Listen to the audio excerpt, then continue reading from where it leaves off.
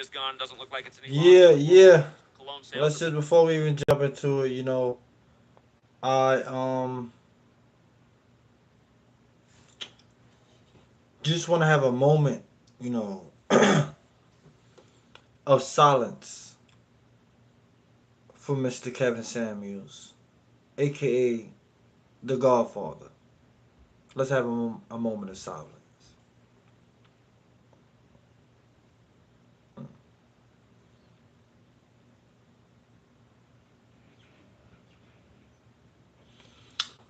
Wow. Okay, with that being said, man, let's jump into it because my perspective is real deep on this whole Kevin Samuels situation. Rest in peace to the Godfather. But my stance on it is that he was killed. That's just my stance on it. That's how I view it. You could take the news story where they're saying that he was caught in the apartment with a female, whatever that case goes by, and I guess he overdosed or he drunk too many Red Bills. I don't know if it was the COVID shot. I don't know. It's just so many different stories. Who knows? Who cares? You know, me understanding, the fraternity he was in and, the sector he was around, it just makes me question a whole lot. But, I'm not going to do too much talking. Please, though, please, before we jump in this, everybody, please, man, hit the like button, man. Please just hit the like button real quick, man, because this information has to get out there. Because a lot of people, they like to run with narratives. They like to run with what they hear on, you know, CNN and, what have you. And they don't fully get the full story. So, with today, I'm gonna just give you a clearer, perspective of what's really going on. I think that there's so much going on with in the YouTube and the Twitter world, you know, and so much gossip. I think the real story or the real reality is gonna be hard to to show to the average person. Kevin was definitely not what we think he was. You know, he was definitely in a circle. Um, that wasn't common. He was also selected. I always say that and think that Kevin is just not a regular guy. You know, and the funny part is that every time I hear people talk about him, I just laugh because if you really think that Kevin's a regular man, you're insane. That's the same thing with the whole that coincides with the whole Tupac analogy. People really think that Tupac was a regular black man from a regular hood. That's how sick people are, So with here, at this channel, we're gonna expose it all, and we're gonna talk about it all because nothing is off the table when we talk about it. We're men, and we make our choices. You know, if you're fraudulent, we're gonna tell you you're fraudulent. We're not gonna try to make you feel comfortable because you chose to do something. Before we jump in this, please like, share, subscribe, man. Rest in peace to the Godfather, man. This is a day of celebration, elevation, and and admiration. So, with that being said, man, hit the Cash App as well, man. Love Alien Blood, that is the Cash App. But please definitely hit that like button so we can get more views on this and we can definitely get more in the algorithm because this information right here is very important and it needs to get out there like ASAP. Kevin Samuels is definitely not the man that you thought he was. And it's just something that needs to be known. Rest in peace to Kevin, though. But and realize this is really making the rounds the next day, right on 5/6, the supposed death at 56. Oh, you know what? Here, you know what? I got to remind you of one of the sickest stories this year from something else from the 56th day of the year. I got to remind you of the sickest Black Lives Matter ritual this year. The same day the same day they appointed Ketanji Brown Jackson, who can't even tell you the difference between appointed a girl. Hold on, Alabama 56. I should pull it up. Yeah, here we go. So if you missed this earlier this year, the first black student at the University of Alabama, she received recognition for being the first black student on February 25th, the 56th day of the year, right? On the 56th day of the year. And then just days later, she's dead on March 2nd.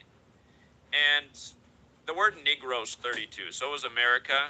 Again, a nation built on slavery. Dead on 3-2. But again, not only did they do that on the 56th day of the year, look at what day she became the first black student at the white university, in 56.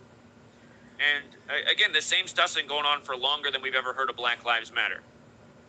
Black Lives Matter wasn't a thing until Obama became president. And realize they worked on really dividing us amongst race once Obama became president. That's the way these people work. They make the race the object at the highest federal, position there is, and then they start going overtime on dividing us with a new Rodney King type story day after day. But this stuff is just so blatant, you guys. On the 56th day of the year, they got to recognize the student who became, the first black student in 56. And this was the same day they appointed Ketanji Brown Jackson. Again, Kamala to the White House at age 56. Do you know from Biden's birthday to Kamala's birthday is 263 months later, the 56th prime? Rig Sports. I don't think it's arbitrary that Moses Walker, the first black baseball player in white major league, batted 263 before they threw him out of the league after 42 games. Wow. But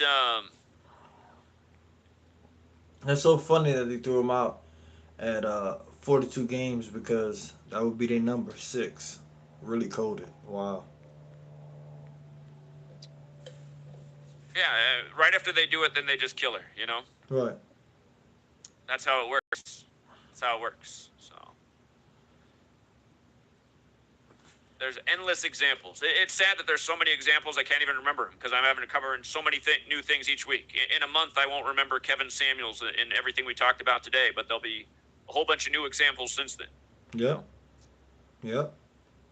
It's like real talk, and this is why I'm really starting to believe this whole gematria, perspective on things, and just them playing with numbers and them taking people's life by numbers. Like, why I'm really starting to believe this is because it's so easy for you to take, and make stars. You understand? Like, it's literally so easy for you to make stars and keep on making them and just taking them, keep on making them, taking them, keep on making them, taking them. It's like when I see all these rituals of stars dying and the numbers match up so perfectly, what I realize is that we don't even understand the system that we're really in. Like, when you say life, or, you're a star, or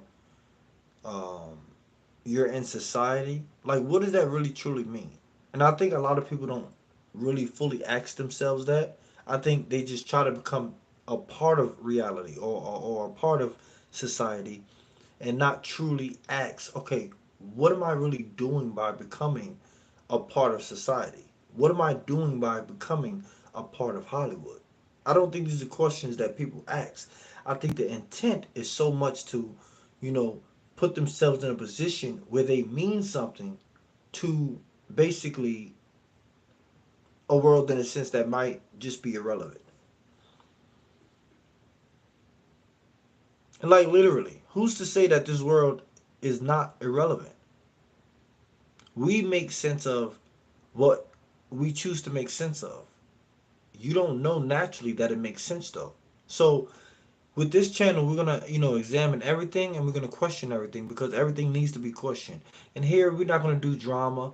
We're not gonna do back and forths. We're gonna do intelligent debates, and that's what it's really about. That's what it's simply about. Because if we're talking, we're trying to get to a conclusion, and we're trying to understand a point. We're not just talking to argue. We're not just talking so I could, feel better over you, or feel more powerful than you. We don't do that here. This is why gematria, in my opinion, changed my life, because We can go down the list of just stories and people that have died. Everybody in the world, every celebrity ever is linked to Gematria. What we're looking up right now, how he can link up certain things with Kevin Samuels' death and just his life in general, the numbers and them matching up, that coincides with every other artist that has died. Every other sports player, musician, actor, scientist. This goes very deep. So I think, on the flip side of this too as well, we have to establish, boundaries in terms of learning.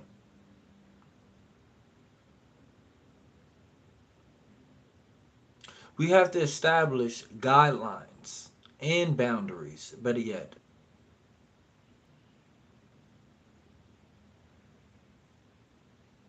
Because, you know, what a lot of people don't understand is that knowledge, information, and education are three different forms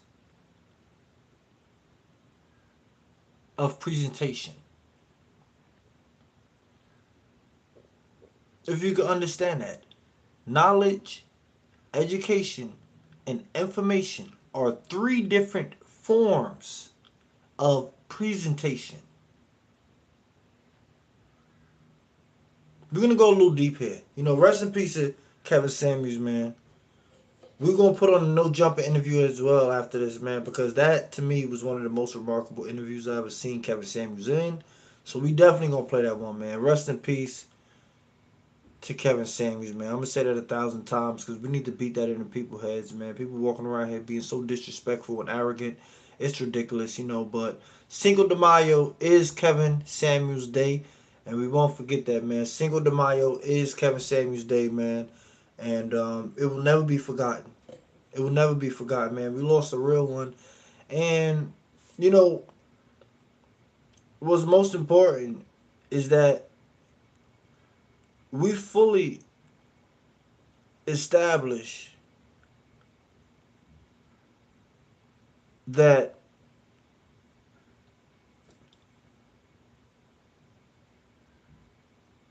everything that he has said has came to light. And like I heard an old woman say yesterday, now that he's dead, his light will shine brighter. I think the fact that he died is going to make him more powerful. Since Kevin has died, I done heard so many people ask, "Oh, Kevin? Who's that? Kevin who?" People asking questions, trying to find out. By the time, I give it 3 months. Kevin's gonna be he's a real legend right now, dead, literally, in just one day. But I'm just talking about 3 months span. He's gonna be a real fucking icon. 3 months, give it 3 months from May 5th. He's gonna be a real universal icon. And it's only gonna get bigger and bigger. His message will always live.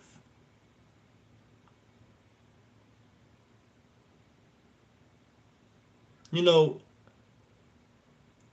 I'm just happy to be a part of this time and understanding what's going on. Because some people right now are a part of this time, but they don't even realize what's going on. Like, you know,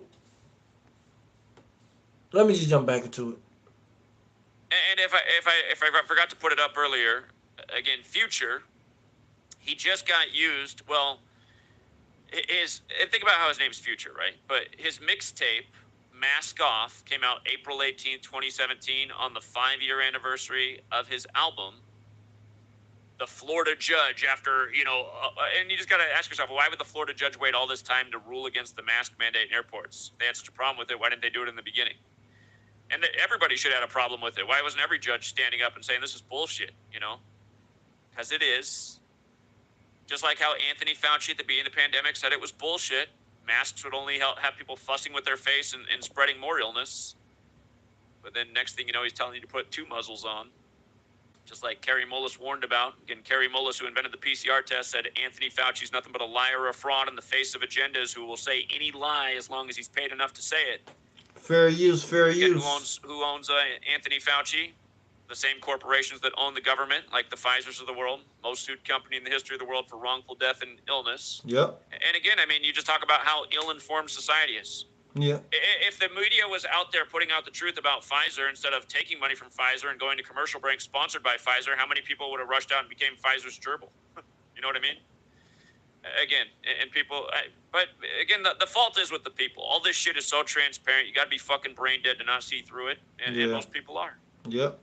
But again, on the anniversary of the Future album, that was the day the judge ruled against the mask mandate, April 18th. So the mask came off on the anniversary of Mask Off.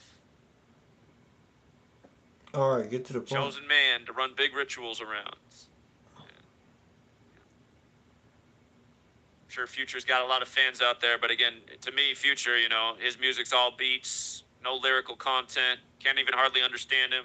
All right, bro, you know, get to the point, bro. Another reflection of what's wrong in society. Hip-hop music started off as this thing with the hip-hop artists out there today. It was, I am this guy, I'm trying to let y'all know. Fuck up with your life. True. Notice how the fraternity is 5-5. What day is he dead? Hold up. He's dead. Societies are all controlled by the Jesuits. You've been talking about this nonstop. Yep. See, and hold on. Before you even break this down, this is why I told people over it. I don't, you know, to me, the whole death situation, I don't even want to know about it. Like how he was found, you know, whatever happened in the scenario. I don't, because he's in a fraternity. Once a man tells me he's in a fraternity, I don't, like, in terms of his personal life, I don't even care about it. I'm going to give it 1,000. You could care about it. You could choose to believe it or choose to be around it, whatever you feel, you know. But the point is that I don't want to, I feel highly uncomfortable with a man telling me he's in a fraternity and then also telling me in the same breath about his personal life. I feel highly uncomfortable. If you tell me you're in a fraternity, that's cool. We can still talk, no problem. But I don't want to hear about your personal life because personally, I just don't believe you. It's just that simple. You know, I have none against you. I don't blame you for entering a fraternity. I just think it's a certain approach you should have in life as a man. You know, if you could, you know, understand that. But hit the like button real quick, man. We jumping back into this, man.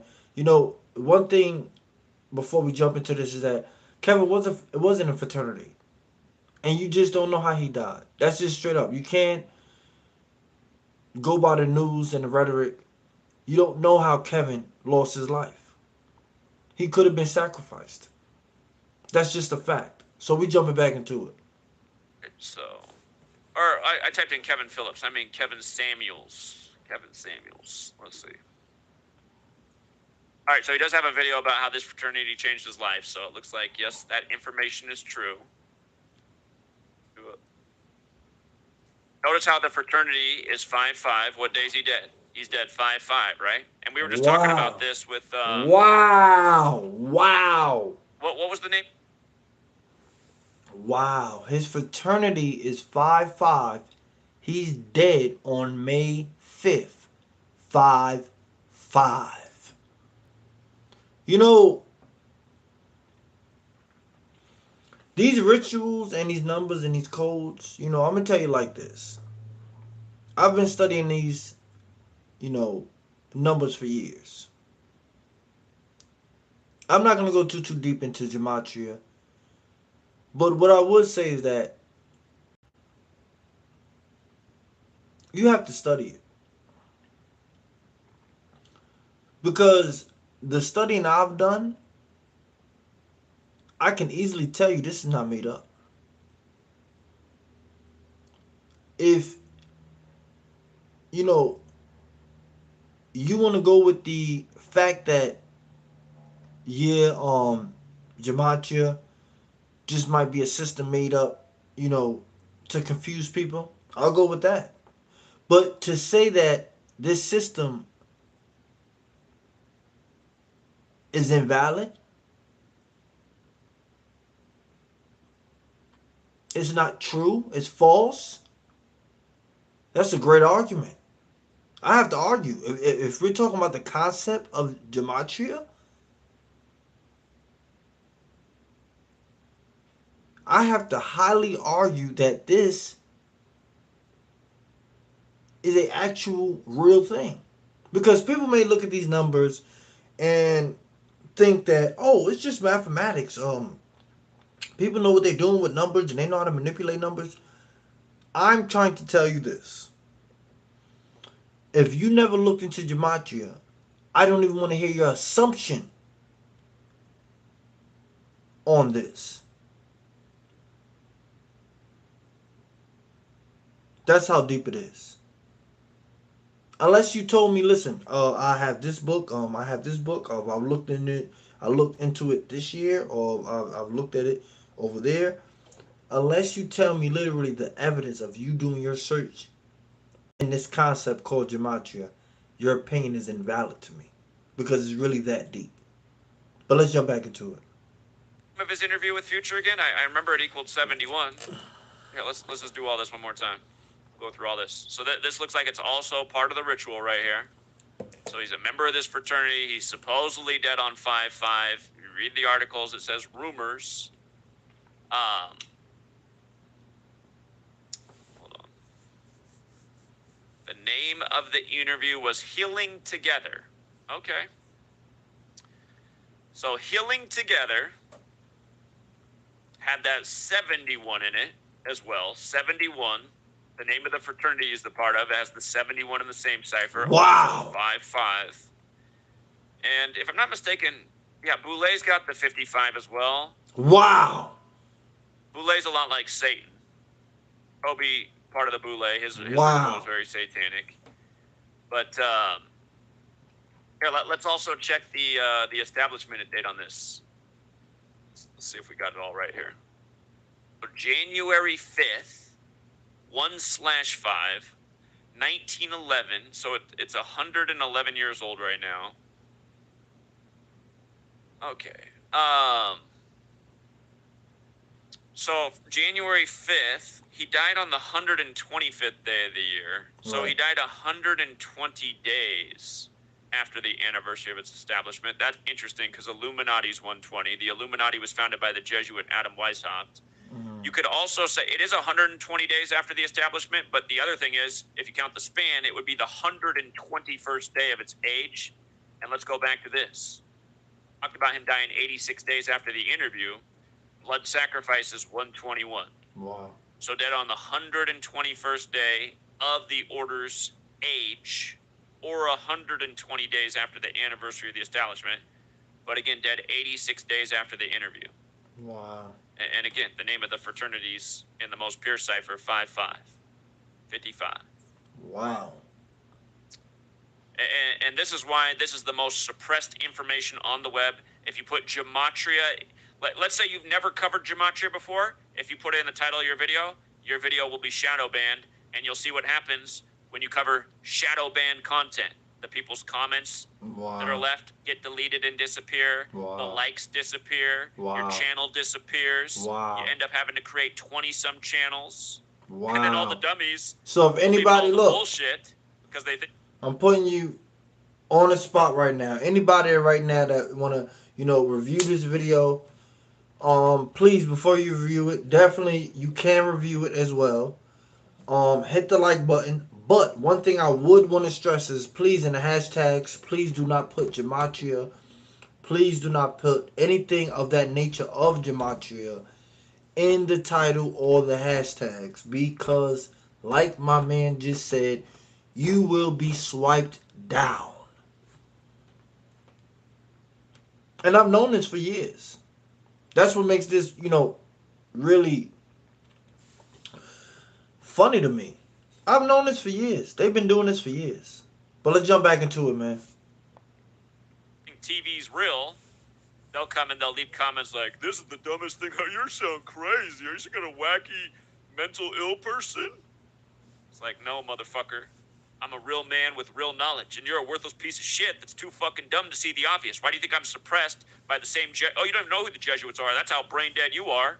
An order that's been warned about for centuries. Never even heard of them. That's how ignorant you are. Wow.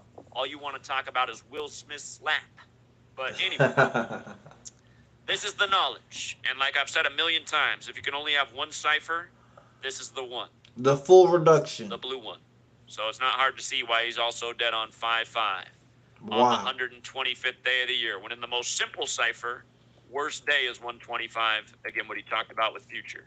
Before he died 86 days later. And again, that's how perfect it all is. Future, 2828 interview. Whatever the name of it was, 82. Okay. We've covered it all multiple times. It should have sunk in by now. It definitely did. You know, I'm just looking at these numbers, man. I'm realizing, man, he was a part of something that's deeper than you and I. And I'm going to just put it straight up like this. Future and Kevin Samuels are a part of something that's deeper than you and I. Hit the like button real quick before I jump into this, man. Everybody, please hit the like button, please, man. I'm about to get into Kevin Samuels' most prolific, epic interview. I feel like in my opinion, this interview was the interview he was the realest in. Was the interview where he pretty much just sat back and let it flow. Because I feel like for a lot of interviews, he tried to be too professional. He tried to be, you know, the man we expect him to be. I feel like in this interview, he kind of laid back and, you know, expressed himself. And that's what we needed. I feel like Kevin should have been like this in all his videos. I mean, all his interviews. But I feel like he couldn't because he has to live up to a certain, you know, energy or persona, you know. And it's not a horrible thing, but it's just something I realized, you know, when I watched all his interviews and then I watched this one specifically. I was like, yeah, it's a big difference between this interview and the rest of Kevin's interviews. But let's just jump straight into it, man, because, you know, one thing here, you know, what we're going to realize is that. Check this out. I'm going to show you. Fair use before we jump into it. How I afforded this car. Okay, you ready? All right, 100. Kind of men you want are the.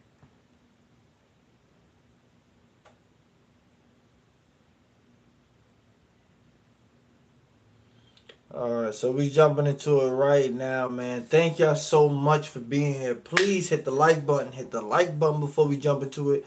Please hit the like button, man. We're about to jump into it. This is the most legendary interview by Kevin Samuels to date ever. Rest in peace to your boy Godfather, man. Life is different without him. I'm going to leave it like that, man. Life going to be real different without him. But this is only going to blow up Kevin more and more. You know, Kevin's going to be so iconic in like 3 or 4 months, man. You ladies don't even understand. That's why I'm laughing. Like, when I heard all these women celebrating, I'm like, y'all celebrating shit. Because it's about to be real for black women.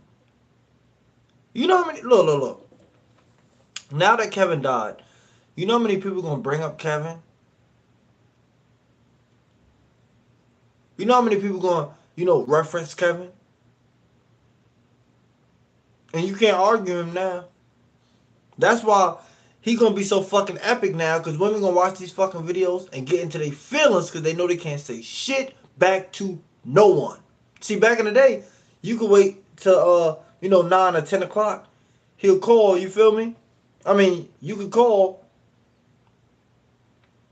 in on his show and talk your shit. You can't do that no more. You're gonna have to watch these videos with pain and agony, knowing that he's telling you the truth and there ain't shit you can do about it but be better. That's why Kevin is so legendary. And that's why he will always live on forever. Because, yeah, you talk that shit, but you know 9 times out of 10, you know you got to be better as a person, man or woman. Because Kevin used to talk to all of us. That's why I used to love Kevin. He talked to us all, painful or not. Kevin was right about 85% of the things he said. At least 85 at minimum. People just hated his delivery because he was old school. He was straight to the point because all this beating around the bush, you just wasting your own time. Me trying to give you something in slower increments or softer presentations, bro. I'm giving it to you slower just to waste your time in a sense. That's how I personally look. If I need to give you a message slower in increments in tiny pieces, really? I could have gave him the whole pie. He could have just, you feel me? So we're gonna jump straight into it, man. Rest in peace to the Godfather, man. Damn. Very inspirational, brother. Who one of the most epic interviews ever. Period. By a person, period. But with Kevin, I want to say easily, this is his best interview, in my opinion. Easily his best interview. It's probably by far his best interview. Real talk. But let's jump straight into it, man. Shout out to No Jumping, man. Shout out to AD. Woo! Let's jump straight into it, man. No Jumper, coolest podcast in the world. And today I have a person who has become a phenomenon, a force in the culture. He's taken over social media, taken over YouTube, telling the world a lot of things that they may or may not be ready to hear. Today we have the one and only Kevin Samuels on the podcast. How you doing, Kevin? I'm good. Me and AD are such big fans that we got to at least give you a light applause. Maybe not a standing applause right now, He's but the GOAT, man. yeah. Oh, man. This guy's one of the dudes who put me on to you, so I figured it was right that we have him on hand while we have this conversation. But it's truly an honor to get to speak to somebody who's making a splash in such a unique way. Oh, Right. appreciate it. Yeah, it's a splash. I will say that. So give me a little bit of the history of Kevin Samuels and what you might have done through your life and how you actually ended up kind of arriving upon the format that has given you so much success of late. So, my background is like a lot of kids. Born to a single mother, father had many kids. Found out that academics was going to help me get scholarships and things at college. Went to college for engineering. Yeah, did the normal stuff, but I hated it. I quit my job in engineering, decided to start waiting tables at Papado.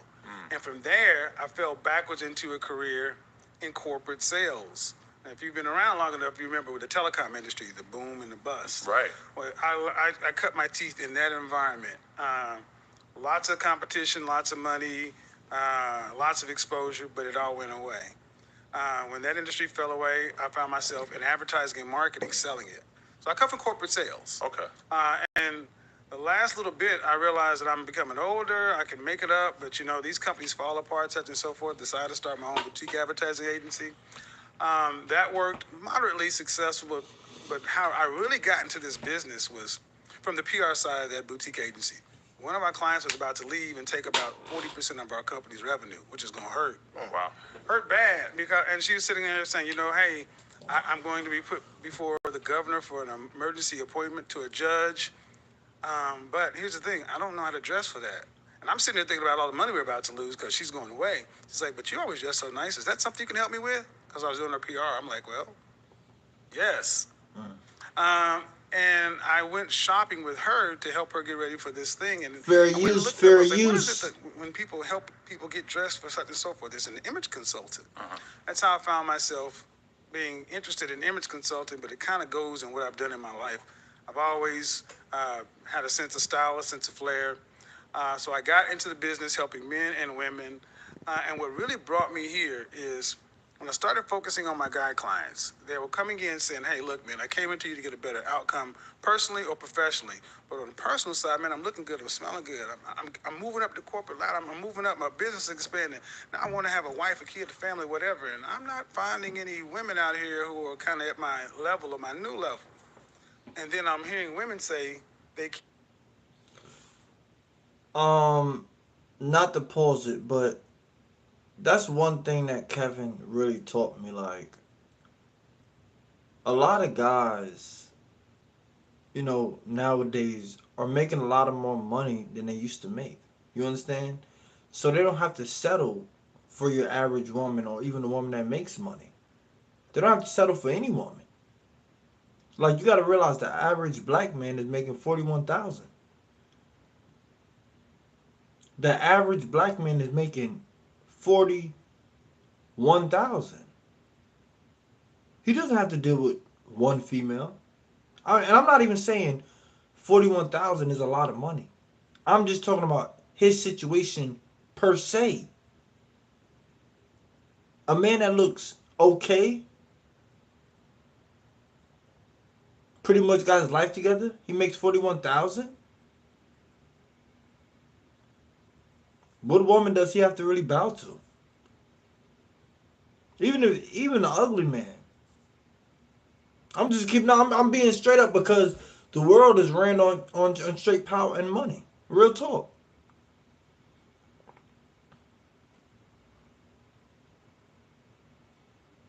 I'm being straight up, and this is something that Kevin had really made me look at. Because in my mind, I never really cared about women, power, money, like all that. Like, I always cared about just a good woman. But I realized even a good woman like power. I'm just being straight up. I'm not even going to say a good woman is, amused by money. Because I know a good amount of women are not amused by money. I do agree to that. But it is a large amount of women that are amused by power, influence, clout. We live in a real dangerous society where, who you are and what you mean really means nothing.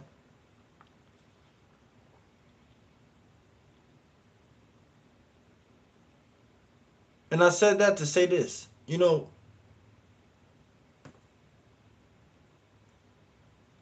got to give people their flowers while they're here. And this is real talk, man. Shout out to Kevin, man. Me just looking at him right now, it's still unfucking believable. I still can't believe this, man. I can't. Even this morning, I had to wake up and watch his last live stream. Because in my mind, I can't accept the fact that he's dead. I just won't. You got to give me a few days. I'm going to keep it 100. Like, and just the fact that I know that so many women want him dead, like, for me, I think that's the biggest part. Like, it's not even the fact that he died, because I feel like men that get older, they're going to die. But the fact that y'all out here celebrating and wishing death on him, that's beyond me, man. I lost it with that. I lost it. This is why I said today, y'all so lucky. I was going to do a whole 8-hour stream straight on Kevin. I'm going to keep it 1,000. I was going to run Kevin into a hole. Everything Kevin. Watching everything Kevin. But I said, you know what? I'm going to just go see what the YouTube world is like. Speak to a few people about this whole Kevin situation. And I did make some new friends. I did. I made some new friends.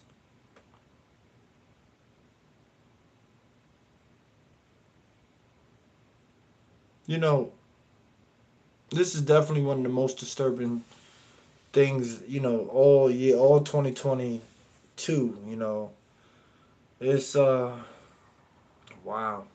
It's just still kind of unbelievable, man. But let's jump back into it, man. Can't find men over here. So what I'm really having is a conversation that my guys have and my women have. And I spent the first 3 years talking to men, but that didn't really catch on. But when I started talking to women about the kind of men they say they want, I asked one question. What do those men want from women? And that's what really kind of kicked this whole thing off. Yeah.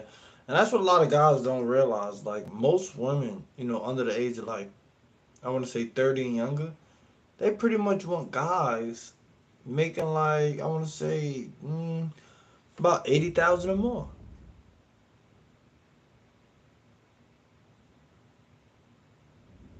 I'm gonna keep it 100. Like, that's what a lot of guys don't realize. That even these old heads, these older guys that want to go out there and just feel like, oh well, I'm a little older, I have more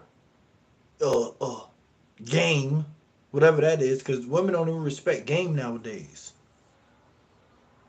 Real talk, women don't respect game.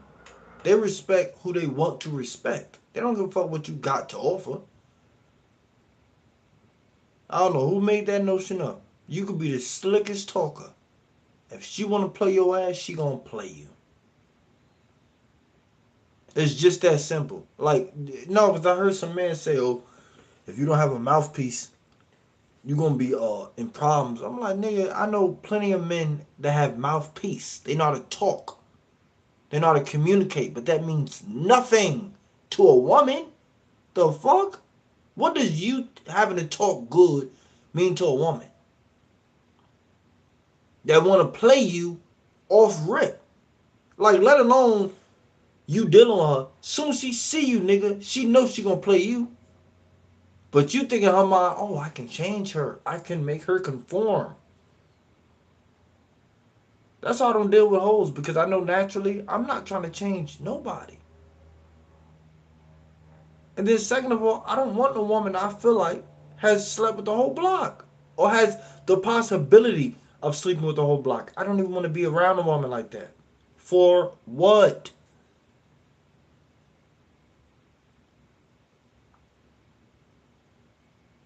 That's real talk. Like, to me, I like to be realistic with things, and I'm sorry. I feel like when you're not,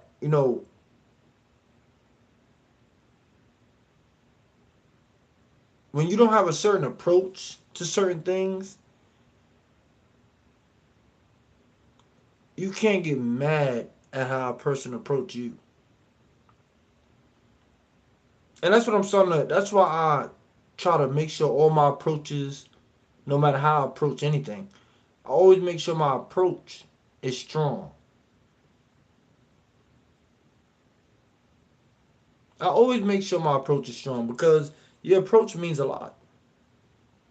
But nowadays it don't. But anyway, let's jump back to it. Rest in peace, your boy Kevin. And the pandemic helped a lot too because everybody's sitting at home. Right. So that's the conversation that's been happening since the summer.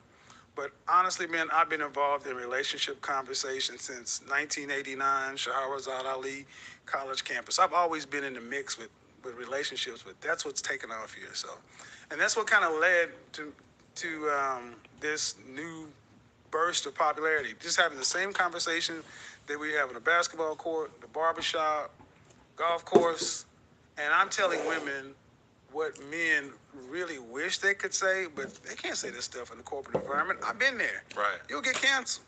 You'll get Me Too. You'll get house to work environment.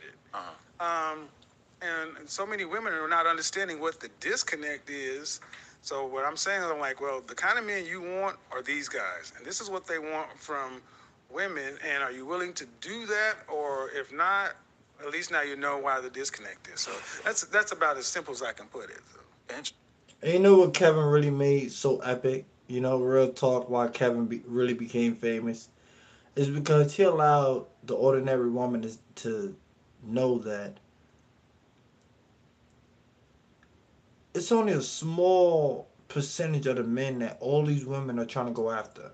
So you see all these women talking about they want this kind of man, they want to be 6 feet, they want him to look good, they want him to have a certain kind of money. A lot of other women want those kind of men. And it's a small percentage of them. So why should you get him? That's why Kevin really blew up. And these bitches knew he was telling the truth. The average woman walking on the street want a nigga 6 foot making a lot of money. The average woman walking on the street. I just told you it's a small percentage of these men. But yet, the women notice and they don't care. They still want that small percentage of men to chase them. They still want that small percentage of men to beg them to be in a relationship.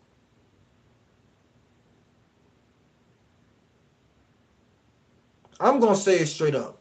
If you want a certain kind of man, if you're a woman and you want a high value man, he's the prize. It's just that simple. Now, if you want a man on your level, that's debatable. I'm gonna keep it 1,000. That's debatable.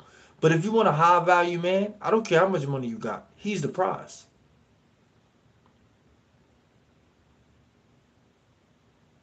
He's the prize. Because trust and believe, he can leave you and have a better one than you. You're nothing special. If you were special, um, y'all probably wouldn't even be in that situation. In terms of what I'm even talking about, of him even having the chance to leave. If you were that special, he would have put a ring on you. See, I've talked to and dealt with a lot of married women in my life. I know a bullshitter when I see a bullshitter. See, women that are married or know they can get married in a second, they ain't sitting around talking shit. It's only the females that know they might look good, but nobody wants you. So you gotta go ask a person stupid questions about marriage, knowing you got the answers already. You wouldn't be answering these fucking questions if you fully knew. I mean, if you knew in your heart you really didn't have the answer. These women have the answer that call Kevin Samuels show. They just want Kevin to confirm it. When Kevin confirms it, they get combative because they want Kevin to tell them an alternatives.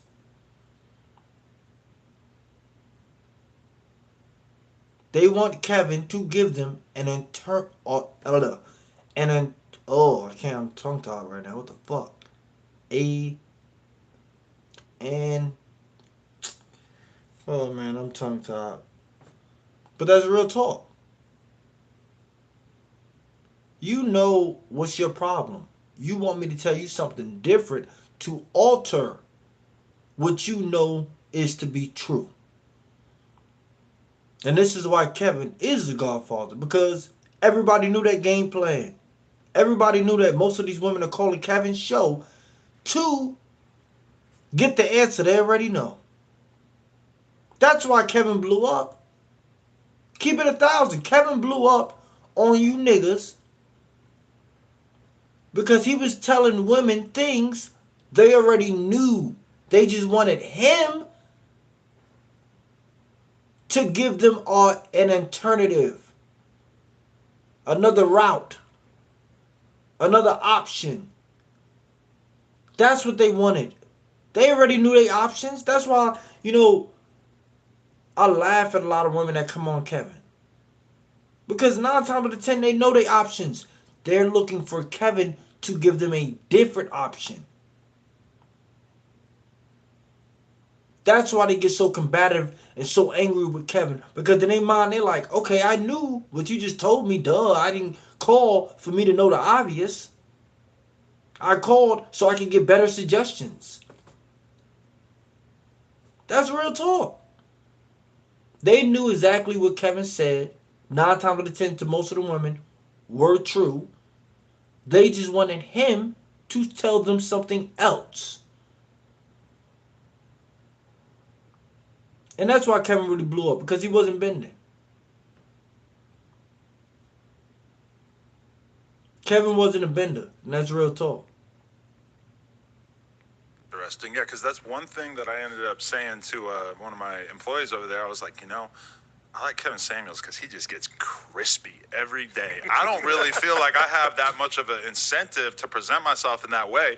But, certainly for you to garner the respect of these random people who are calling in and stuff, it very much helps to accentuate your brand. And you're talking about that like you've always sort of had a bit of understanding of sort of dressing for what you want to accomplish, right? Well, coming from corporate sales, the first thing they buy is you.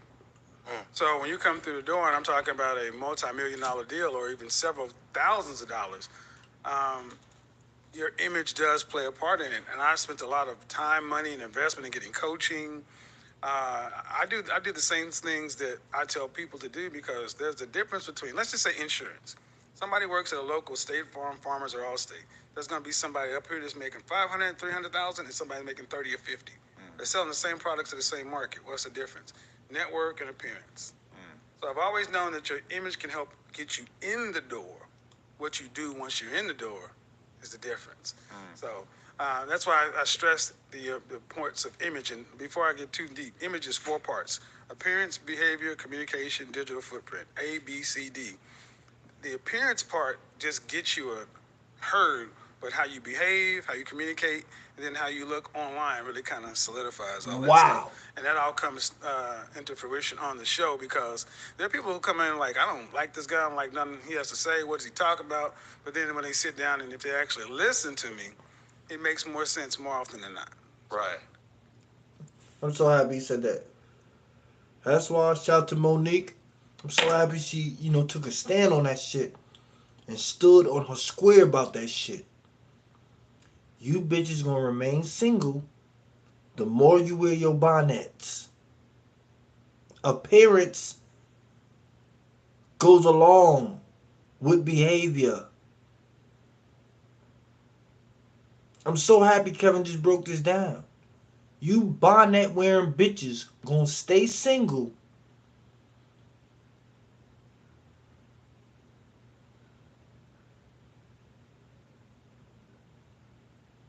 because your appearance goes with your behavior. Yeah, I've definitely had more than a few people that I know try to like take issue with you. But we keep having conversations. The more and more stuff that we watch, that I'm like, listen, I can understand how you could say that Kevin is disrespectful. I can understand how you maybe think that he's prioritizing things. He's prioritizing materialism or money or youth, etc. I can understand how you might take issue with some of those things. But I can't say that I've ever heard him give bad advice. I can't. There's never been a time where I've been watching Thank you. speak to a woman and thought he's giving her horrible advice. He's completely misleading her. You might be a little rough with your delivery at times, but it seems like you really. And I definitely have to look. I have to stamp down on that as well. I've never heard Kevin in a conversation, and I'm listening like he gave her that advice. Like I swear to my mother, God bless her soul. If I'm lying, she can drop dead right now. I've never listened to a conversation with Kevin, and I say, this nigga, his advice, he going a little bit too far. Like I've always thought his advice was on point. No matter if I thought it was harsh, if I thought the delivery was maybe too aggressive, maybe. Because sometimes your delivery could be aggressive but not disrespectful. So, you could think somebody's delivery or somebody's approach could be wrong, but the message could still be great. So for me, I feel like it's all about, how you see something, how you view it to be. I've never thought any of his messages was misleading. And I'm so happy he pointed that out because, damn, Kevin. Fuck! Nigga died. That's crazy, man. Man, rest in peace to Kevin. But I've never thought none of his messages was misleading. Maybe his approach, maybe sometimes the energy. I mean, not even the energy, but his approach or sometimes his angles, sometimes at things were a little bit too harsh. Sometimes the way he directed certain things, but for the most part, his approach was always real. I mean, his message, it was always A1. Come on, you can never deny that. He has never told no woman nothing that was truly out of line, or that truly didn't align with who she actually was, not the person she want to pretend to be. Who the individual was actually. I get tongue tied about these deep messages because it's deep. Rest in peace to your boy Godfather, man. They are kind of giving people advice that they need, to be honest. Well, and what's happened as of late, I have a private Facebook group that I talk about. And in this group, it's been up less than 6 months, and I pretty much handpick the people that come in, men over here, women over here. And in 8 months, and going on about 7 months, there have been 8 couples that have gotten together. Wow. 3 engagements. So even on YouTube, a young lady just posted a video last week. Kevin Samuels' advice is the reason I got engaged. And she got engaged in Aruba. So it's hard for people, it's becoming harder and harder for people to say, your tone, you're this, you're that, when you're producing results. And what I often say is, I'm like, well, Simon Cowell on American Idol was allowed to become a multi-millionaire. And he is the reason the show was as successful as it was. And we wouldn't be talking about him if he wasn't abrasive with his Right. commentary. Bars. Howard Stern was the pioneer of the shock jock kind of thing, and even to a lesser degree, Gordon Ramsay. And I ask people, is it my tone or is it the fact that I'm right? And my tone just gives you a reason to not like it.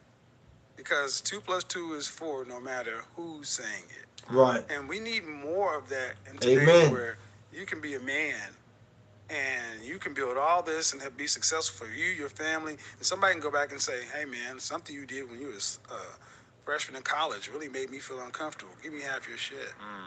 No, thank you. Right. No, thank you. The world has certainly changed a lot in that regard, yeah. Yeah. So bring a little bit more of that back, and not just. And here's the thing: it's not just harsh or direct for mean's sake. I reflect what I get from people. So people who watch my show recognize that I just mirror back. And there are times when I'm sitting there talking to somebody who may come in as a real advocate. Next thing you know, she's in tears going back to her husband. But people like to focus on the things that make their argument stick. And really, it's about staying comfortable. But I'm like, cool, be comfortable. But just be comfortable with your outcomes. Don't complain about them. Right. You're making a C? I'm good with C's. But don't want A outcomes. Right. Because we should have equality of opportunity, but not equality of outcomes. Definitely. So that's the one thing that we keep coming back to from watching these conversations that you have with people is it seems like a lot of the women in particular that I see you talking to, they just sort of have like a contrived image of what their life is supposed to be like. And I wonder where you think that comes from, because when you have a woman, and this happens over and over and over on your show, they're 35, maybe they haven't had a couple kids, they haven't been in a successful relationship, whatever, and then you end up asking them, how much money does a guy need to make to be with you? And they say $250,000 in a year, and you're kind of like, this is a very unrealistic world that you seem to be living in. That's a lot of fucking money. And what are you really bringing to the table that would, like, maybe you fall in love with this guy and you get lucky, sure, but it doesn't seem exceedingly likely if you're not bringing anything to the table, right? Well, what I think, and this is where we start to have a multi-track conversation. One thing we all universally, Disney is always the prince, the girl comes from nothing, the prince finds her in the village and he picks her up and they move out from behind. It's Coming to America. Yep. The Eddie Murphy movie in the 80s. This Western culture to where we have to have the cathartic ending. I mean, if you're a Star Wars fan, a bona fide Star Wars fan, Star Wars was supposed to end with Luke turning evil. He wasn't supposed to go good. True. Well, we needed to be happy so we could sell merchandise. So something happened. There was a woman by the name of Sue Ellen Browder who used to write for Cosmopolitan back in the 70s and 80s. And she wrote a book called Subverted. And she admitted that in the 60s and 70s, Cosmopolitan, which was Playboy for women at the time, they openly lied to women, selling them this Sex in the City lifestyle. And I did a podcast on how, feminism and that kind of stuff was supposed to be about one thing: women having choice. If you want to be a housewife, that's your choice. If you want to be a corporate woman, that's your choice. And I think everybody can get on board with that. But when we've told women, my opinion is that feminism has done no justice for women. I'm gonna keep it 1,000 because I feel like women were foundationally better back when feminism was on the low. Like how homes, in terms of the family construct, like women taking care of the home, women making sure they were more in their kids' lives and more just in their husband' lives than, like, you got to realize nowadays women are more outside and into life more than they're actually at home being a wife. I know women that are more outside with life and things happening, at their job than they're actually dealing with their kids. That's the time we live in. It's a good portion of women that spend more time dealing with outsiders in a job than a actual foundation, their kids. That's real talk. Listen, it has never been a time like that in history. Women are dealing with people outside and at their job more than they're actually taking time than the people inside their home. That's the time we live in, and it's a good portion of women. Shout out to Kevin for bringing this to light.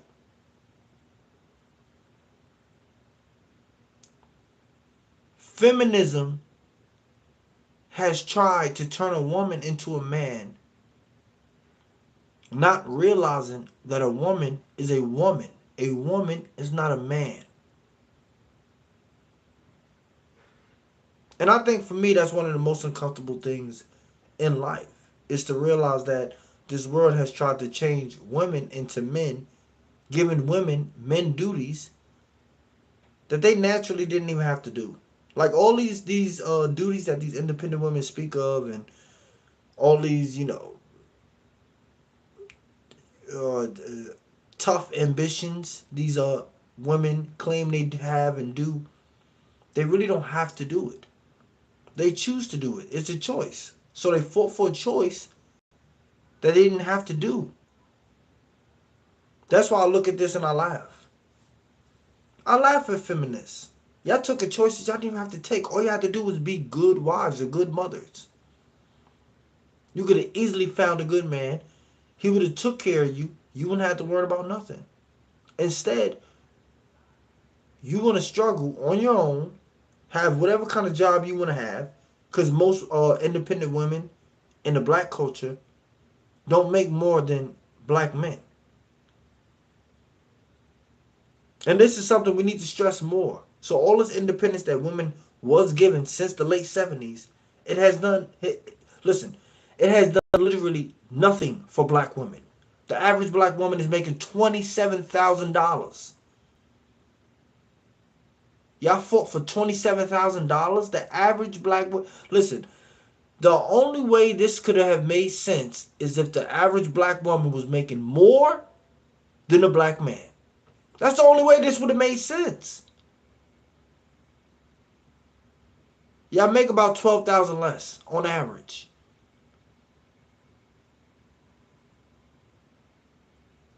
And this is something that has to be talked about more, because this independent feminine mindset, what are you fighting men for when you know you can't win? I always hear all these women talk about they got all these degrees, and we're not knocking y'all, but it doesn't show. Y'all got all these degrees for what? It does not show. The average woman makes still $12,000 less than the average black man. What was the degrees for? And that's real talk. Jump in the comments, ladies. What was the degrees for? Because it hasn't changed a thing. And we really need to have these conversations more, because I love my black women, but we have to change. Y'all can't make no change without black men. And this is all Kevin tried to explain to y'all. Y'all want to win so bad without the black man, y'all are willing to fight the black man. Y'all so willing to show the black man, oh, we could do it by ourselves. Look at us go. You're going to fuck around and kill us in the process. You're going to trample us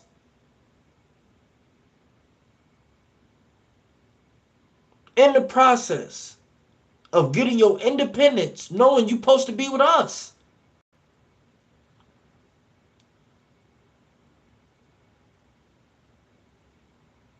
Do you understand that? You fought for independence knowing you wasn't supposed to be independent. A black woman is independent of what? How are you independent? And I always murder black women with this shit. How are you independent? Independent of what? You're a black woman in America with other black women. That's first off. Second of all, you come from a family. You're not independent. Third of all, you work in a job or you work for a job. You have a job. You work around people. Or you at least have co-workers. You're not independent. Where does this independence come from?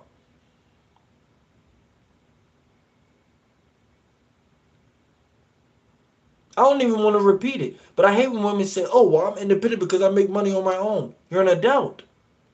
That's not independence.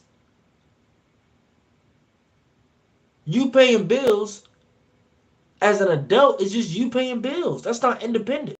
So that's why I have to ask the question. When you say independence, where do you get that from? How do you get that? Where does that come from? Because men don't walk around and say, I'm an independent man. It makes no sense. You're supposed to be independent. You're by yourself anyway. You're an adult. The fuck does independent mean?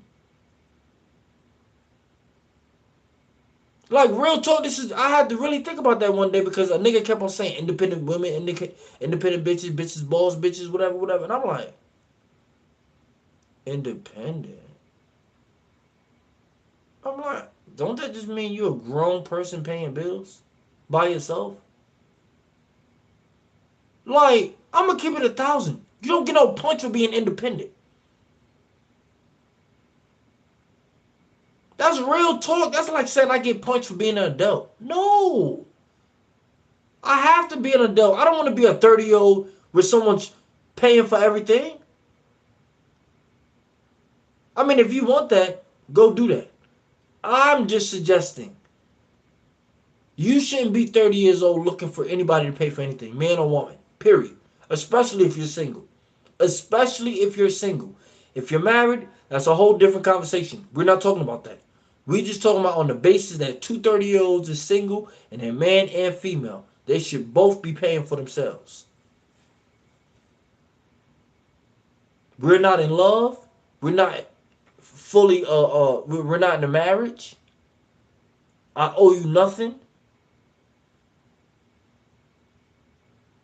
And this is something that we have to talk about more because people get shit confused. Yeah, they really do. Women in particular, you can have it all. You can have everything. You can bring home the bacon fried up in pan, never let you forget you were a man. I'm a woman, Anjali. That's the 1970s, and that kept going on and on and on. But we as men, we know that ain't right. You step to Hottie over at the bar, and you find out real quick where you rank. Bars. Real quick. So men get a dose of reality often, and then when we took away competition, when we start putting all these participation trophies, you get, you get a trophy at the spelling bee just because you showed up. Well, it has an effect upon people, in particular upon women, because women by nature want to consolidate on the highest value man possible. It's in their nature. Right. But now you've completely deregulated the sexual marketplace. There are no rules. And now you have social media and all these dating apps. So now if you're a man in the top 10, top 20%, you have almost 100% of women wanting men who can produce this outcome, which is massively unrealistic. You want a man who's making at least 6 figures. That's only 10% of the population, 14%. And coming from Oklahoma, the Bible Belt, factory worker family, military family, I'm like, yeah, I fit in this category, but I also take exception to you looking at my brothers and saying, hey, these guys aren't good because they're average, but then you get upset when I call you average. It's true. Yeah, we'll always have that conversation on the podcast where we'll ask like a girl who's relatively young and poppin' or whatever, we'll ask her like, could you date a Foot Locker manager? Mm-hmm. Very rarely do you get a yes. Right. I interviewed a professor, Dr. Tiosan Johnson. And that's real talk. That's real talk. That's why a lot of men just choose to, you feel me, travel, you feel me, have fun, enjoy life. Because a lot of women out here are not going to value you being an average man. And that's real talk. And I think for me, I think that's the sad part because it's a lot of good, high quality, average men. Real talk. There's a lot of black men out there making 45,000 that are good men. It's a lot, plenty. There's loads of them. There's loads of guys, black, in America making 45,000 that are available. But in a black woman's mind, or a lot of black women, better yet, I don't want to say most, but in a good portion of black women's mind, they just know they don't have to accept them. So they can get an older guy just to trick on them. And that's why I hate the whole thought process of, tricking and just dealing with older guys, period. You should be dealing with men in your age range. That's just my opinion on things. Cause a lot of these relationships with these younger women and older guys, they're just raping them for money. A lot of women are just pretty much stealing their money.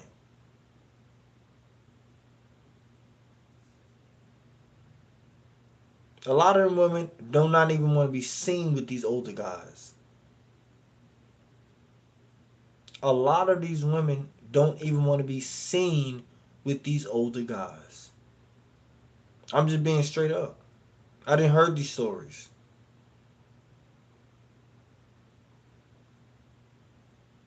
It's deep, man.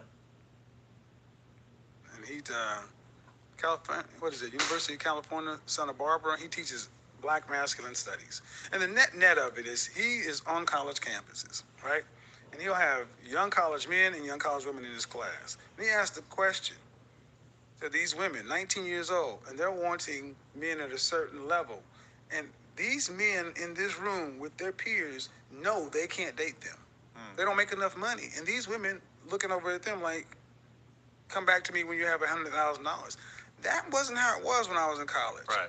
This is a recent phenomenon of the last 20 plus years as to where And I was just saying that. A lot of these women are just going for older guys with money.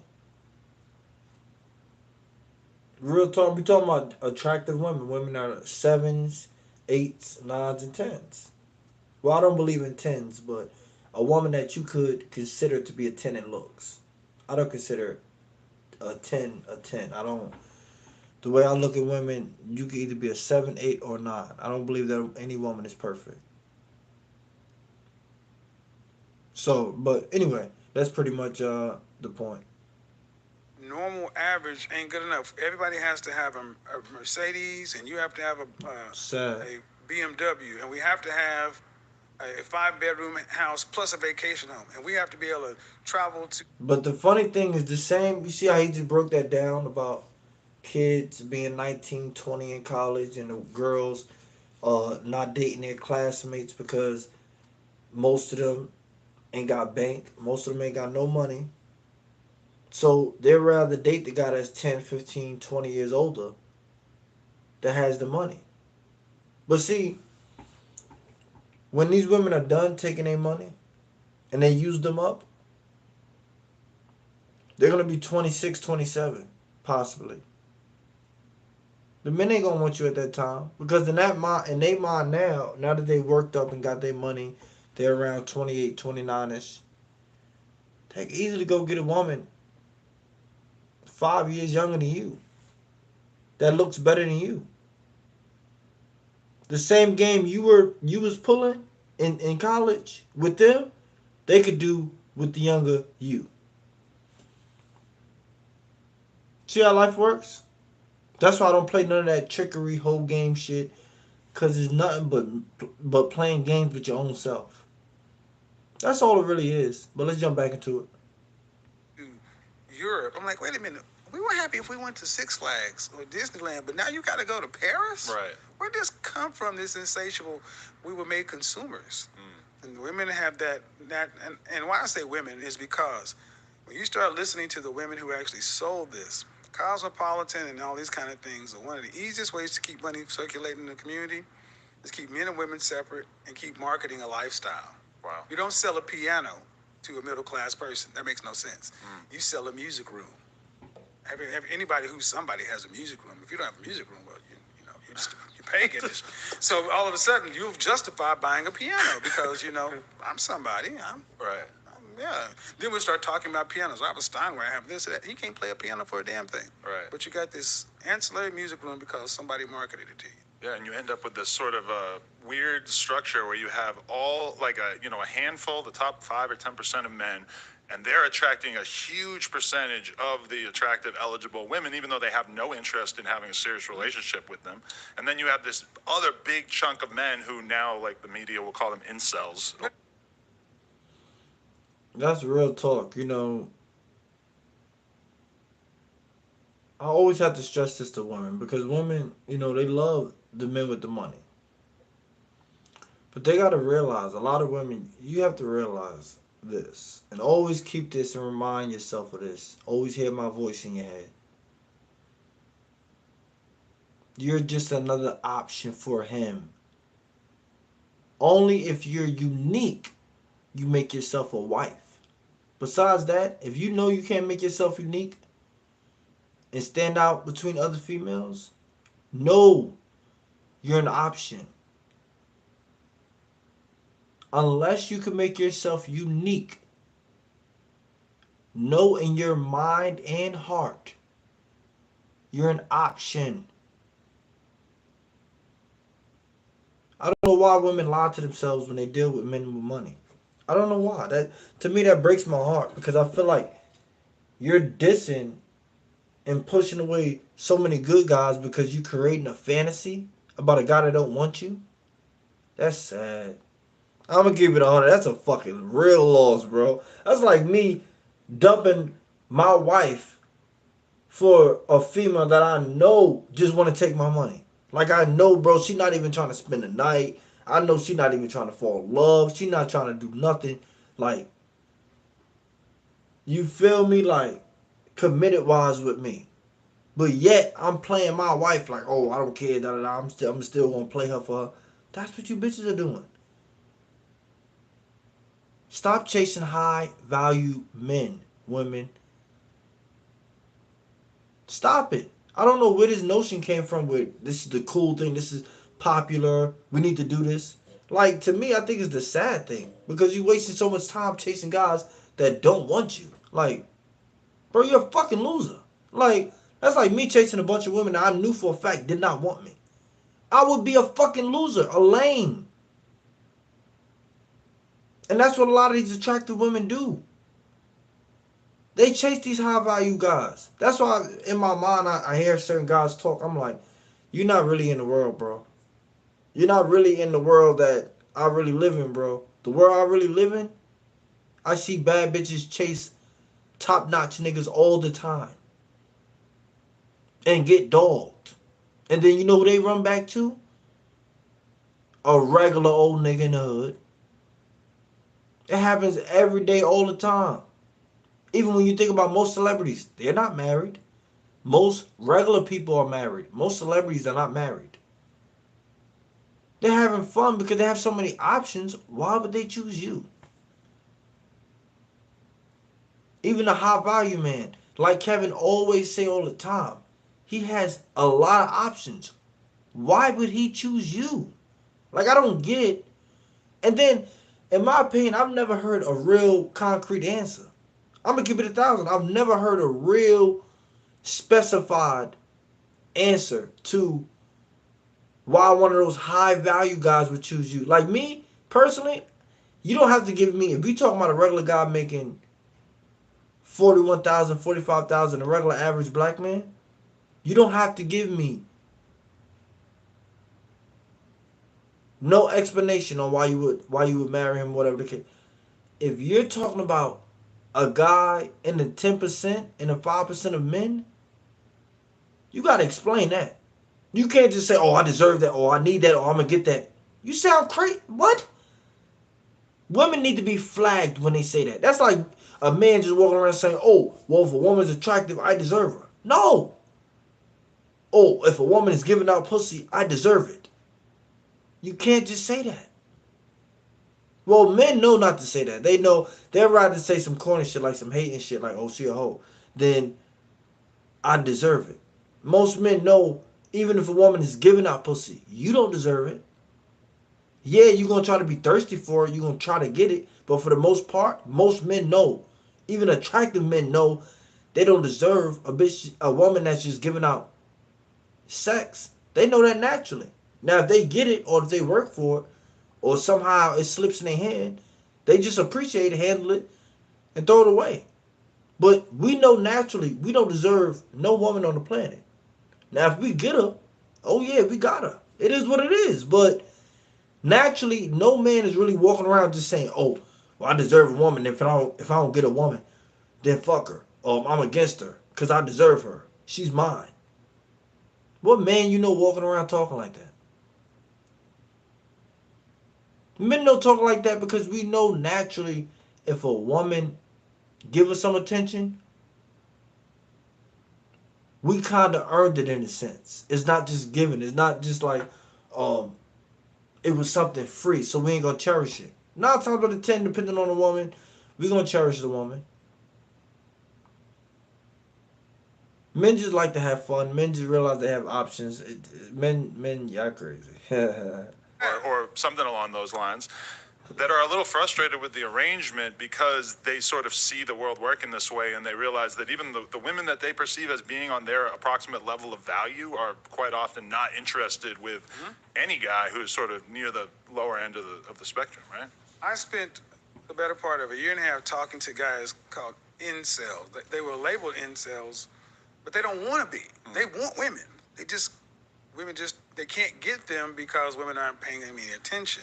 And see, those guys got mischaracterized as neckbeard, Cheeto eating dudes living in their mother's basement. I'm like, no. I know guys who are 40 years old making $160,000 as software engineers who are decent looking guys, but they have no real social skills, so they're not being prioritized because it keeps getting pushed to the margins, the margins of men. And so I started off talking originally to men, my clients who are in image, and then I also started realizing I had an influx of these incel guys, and I thought that they were guys who were economically unattractive. That's the new word. No, these guys are solidly middle class or upper middle class. I'm like, so what the hell's going on? Does everyone have to have 6 figures and be a superhero? And that's really what you find out when you start asking women, what do you want? And my sales background and my way of probing and active listening and asking questions, I can finally get people to just tell me what you want, not what you'll accept. And what you're finding is from GED to PhD, women are wanting 2 to 3 kids. They don't want to have to work to pay significant bills, or they only want to have to work to pay 20% or less than the family bill. So you still want a provider male. That ain't the way this country's set up. Most people, you need 2 incomes, and then you're saying these guys aren't good enough. I'm talking to a woman in college and asked her, could you date a plumber? And off the rip, she said no. I'm like, you know how much plumbers make? Yeah, it's a great job. But I'm like, but it was the fact that not only do you want a guy, now you're discriminating where his money comes from. Right. Yep. It's insane, and that's what this show is starting to highlight, starting to break apart a lot of this delusion. Because when you feed an appetite, it's no different than drugs.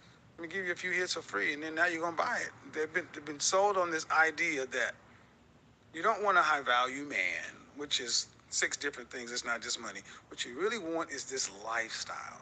But then I asked, well, what are you bringing to the table, and what kind of relationship skills, and what are he's going to get? That's where the crickets happen. So now it's really started a conversation that's much needed. We have gotten to the point to where, for the most part, we don't even know how to relate to one another. We know how to swipe left, swipe right, hook up, and get home. Right. It's like the idea of 2 people who are at the relatively early stage in their career. When I think about my mom and dad, they met in college. They probably didn't have jobs or had bad jobs. And that was the dream. When I talked to my parents about what they wanted out of life when they were in their early 20s, they wanted to get married, get a house, have a couple of kids, work on their careers, and build a life together. And they did. And they've been together for How long they been together? 50 fucking years. And it's like, that's a beautiful thing, but it's 50 years of being together. See, and I'm going to end on that note because I'm going to do my next video real quick. But rest in peace to the Godfather, man. We're going to definitely do a part 2 and part 3 of this, man. Because, you know, I'll never forget this brother. I'll never forget him. Never. Never. Before we leave, please though, hit the like button. Hit the like button. If you stayed this long, man, please subscribe. Please subscribe if you stayed this long. You know, we're gonna do, daily updates on Kevin, and just the progress within, his legacy. We're gonna always keep you updated on Kevin. Kevin is definitely one of the forefathers of, just representation within, the manosphere. Um, it's very important to be, you know, tuned in to men issues as a man. So before we get out of here, hit that like button, man. Rest in peace to your boy Kevin Samuels, man, aka the Godfather, man. Real tragic loss, man. Real tragic loss for the community, man. But shit don't stop, man. And shit won't stop, man. Red pill. And brother did a lot for the community. Men and women. I don't want to make this a man thing because he did so many things for young, beautiful black women. And all he really did was try to help. It was just that old school loving. That good ass whooping loving. That's what it was. Everybody wanted everything so soft and so polite, so right and nice at night. Please, that's that new millennium bullshit. Like I'm born from 1991, nigga, where you had to get punched in the chest a few times, nigga. I'm just being straight up, nigga. That's what it was. Like all that, oh, we taking it slow. Let's take it easy. Yeah, you can do that shit on your own time. Real shit. So, it was just a different time I came from. Shit was real rugged. Shit was way harder than it was now. And it made better individuals. Like, even when you see people nowadays, they're just fucking soft as shit. Like, some people just so soft. Like, what the fuck you so sensitive for? Grown ass men just be so sensitive. Like, grown ass women. Like, share, subscribe, man. We out of here, man. Until next time.